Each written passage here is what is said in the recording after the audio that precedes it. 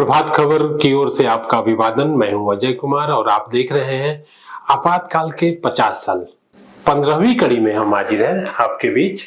और पिछले 1 तारीख से लेकर जो घटनाक्रम आगे बढ़ रहा है, अब धीरे धीरे ऐसा लगता है कि वो सड़क की लड़ाई में बदलता जा रहा है। और जहां तक खबरों की बात है, अखबारों में उस दिन क्या छपा था जो हमारे बीच है, तो उसके जरिए हम आपको उस दौर की घटनाओं का एक ब्यौरा सामने रखना चाहते हैं।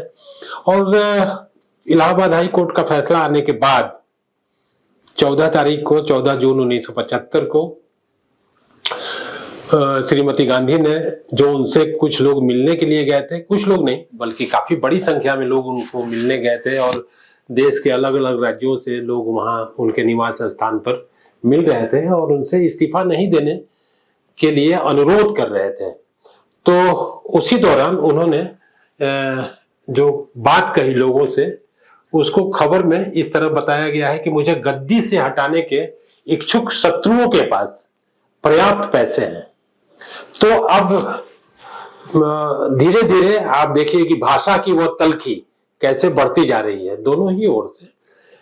और इसमें इन्होंने कहा है कि हम हर कदम का, विपक्ष के हर कदम का हम सामना करने के लिए तैयार हैं। और जो खबर में बताया गया है, प्रेस ट्रस्ट ऑफ इंडिया की खबर के मुताबिक प्रधानमंत्री श्रीमती इंदिरा गांधी ने आज देशवासियों से अपील की कि वे एक साथ विश्वास के साथ हमारे शत्रुओं की नई चुनौती का मुकाबला करें। और उन्होंने ये कहा है कि प्रधानमंत्री ने कहा कि जज ने स्वयं जब 20 दिनों तक कार्यान्वयन स्थगित कर दिया है, तब लोग इस्तीफे की मांग कर रहे हैं। जैसा कि हमने उल्लेख किया है कि जज ने जो फैसला दिया था, उनके निर्वाचन को अवैध करार दिया था, उसको चैलेंज करने के लिए 20 दिनों का उन्होंने समय भी दिया था। तो उसी का जिक्र कर रही थी श्रीमती गांधी। और उन्होंने कहा कि जब कोर्ट ने 20 दिनों के लिए मोहलत दी है, तो फिर विपक्ष की ओर से इस्तीफा देने की बात क्यों कही जा रही है। तो खबर में यह बताया गया है कि जज के बारे में मुझे इंदिरा गांधी के हवाले से, जज के बारे में मुझे कुछ भी नहीं कहना है। कल किसी ने कहना चाहा था जिसे मैंने रोक दिया था। प्रधानमंत्री के भाषण के पहले नर्तकों ने भांगड़ा नृत्य भी किया। प्रधानमंत्री ने जनता से आग्रह किया कि हमारे शत्रुओं की नई चुनौती को संगठित होकर साहस और दृढ़ निश्चय के साथ सामना करना है। संख्या भले ही कम दिखते हो, मगर साधन स्रोत विशाल और प्रचुर है। ये विपक्ष पर उनका एक तरह से हमला था। मुझे इसमें संदेह नहीं कि वे मुझे हटाने और समाप्त करने के लिए कुछ भी उठा नहीं रखेंगे, ऐसा उनका कहना था। खबर में यह भी बताया गया है कि कैसे उन्होंने अपने संकल्प को दोहराया कि मुझे देश और जनता की सेवा करनी है और मैं इसके प्रति प्रतिबद्ध हूं। तो ये एक खबर है। और इसी में एक दूसरी भी खबर है, जो कहा गया है कि अगले हफ्ते सर्वोच्च न्यायालय में प्रधानमंत्री अपील करेंगे। और ये भी प्रेस ट्रस्ट ऑफ इंडिया की खबर है, 14 जुलाई को छपी है, जो 15 तारीख के अखबारों में आई है। ऐसी आशा की जाती है खबर के मुताबिक कि इलाहाबाद उच्च न्यायालय के फैसले के खिलाफ प्रधानमंत्री श्रीमती गांधी की ओर से अगले सप्ताह सर्वोच्च न्यायालय में अपील की जाएगी। आज यहाँ अपील से संबद्ध कागज पत्रों की तैयारी के लिए विचार विमर्श जारी रहा। पता चला कि श्री दादांची और श्रीमती सुनंदा भंडारे को प्रधानमंत्री की ओर से अधिकृत अधिवक्ता के रूप में सर्वोच्च न्यायालय में उपस्थित होने को कहा गया है। अपील के मामले में प्रधानमंत्री की ओर से विधिवक्ता NA पालकीवाला बहस करेंगे। काफी प्रसिद्ध एडवोकेट। राजनारायण के वकील श्री JP गोयल ने सर्वोच्च न्यायालय के रजिस्ट्रार को लिखा है कि उन्होंने जो प्रार्थना पत्र दाखिल किया है, उससे अवकाश के दिनों में कार्यरत न्यायाधीश को अवगत कराया जाए तथा उन्हें सूचना दिए बिना कोई भी एक तरफा आदेश जारी नहीं किया जाए। इस सूचना की एक प्रति प्रधानमंत्री के अधिवक्ता श्री दादांची और श्रीमती भंडारे के पास भेज दी गई है।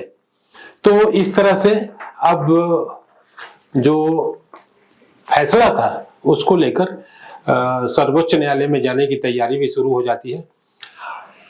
इससे जुड़ी एक और खबर छपी है, विरोधी दल अदालती लड़ाई को सड़क पर ले जाने को उतारू। और ये ऐसा आरोप लगाया है उस समय के कांग्रेस अध्यक्ष ने, और कांग्रेस जमकर उनका मुकाबला करेगी, ऐसा अध्यक्ष का कहना था। नई दिल्ली से ये भी खबर छपी है और जिसमें बताया गया है कि कांग्रेस अध्यक्ष बरुआ ने चेतावनी दी है कि यदि श्री जयप्रकाश नारायण और विरोधी दल के लोग इलाहाबाद उच्च न्यायालय के निर्णय की आड़ में अनुचित लाभ उठाने की चेष्टा करेंगे और अदालती लड़ाई को गली और सड़कों पर तय करना चाहेंगे तो कांग्रेस भी उसके लिए तैयार है। श्री बरुआ आज यहाँ पंजाब के संसद सदस्यों, विधायकों, जनप्रतिनिधियों और कांग्रेस के पदाधिकारियों की एक संयुक्त सभा में बोल रहे थे। इस अवसर पर सूचना और प्रसारण मंत्री इंद्र कुमार गुजराल, रक्षा मंत्री सरदार स्वर्ण सिंह और पंजाब के मुख्यमंत्री ज्ञानी जैल सिंह भी उपस्थित थे। श्री देवकांत बरुआ ने कहा, अध्यक्ष जो थे कांग्रेस के, श्रीमती गांधी कांग्रेस की ही नहीं सारे देश की नेता है। हम एक मोर्चा जरूर हार गए हैं, लेकिन इसके लिए इसे हमें पूर्ण विजय में बदलना है। उन्होंने कहा कि आज देश के सामने संकट है, सीमाओं पर भी संकट बना हुआ है। तब भी सीमाओं पर वो संकट बना हुआ था। ऐसी स्थिति में देश में एकता बनाए रखने की आवश्यकता है। विरोधी दलों का प्रयास न केवल कांग्रेस को बल्कि देश को कमजोर करने का हो रहा है। तो ये एक खबर छपी हुई थी। और उधर विपक्ष के नेता इंदिरा गांधी से इस्तीफे की मांग को लेकर सड़क पर उतर चुके थे। तो नई दिल्ली से यह भी खबर छपी है कि गैर कम्युनिस्ट विपक्षी नेताओं ने आज पुनः राष्ट्रपति भवन के मुख्य द्वार पर धरना शुरू कर दिया। उनकी मांग है कि राष्ट्रपति दिल्ली वापस आए और भ्रष्ट इंदिरा गांधी को बर्खास्त करें। धरने पर बैठे नेताओं में सर्वश्री पीलू मोदी, रवि नानाजी देशमुख, श्रीमती शीला घटादे, बल्ली जगदेव सिंह और सिकंदर बख्त के नाम प्रमुख है। आज वे सभी रास्ते बंद कर दिए गए हैं और पुलिस का कड़ा प्रबंध कर दिया गया है जो रास्ते राष्ट्रपति भवन की ओर जाते हैं।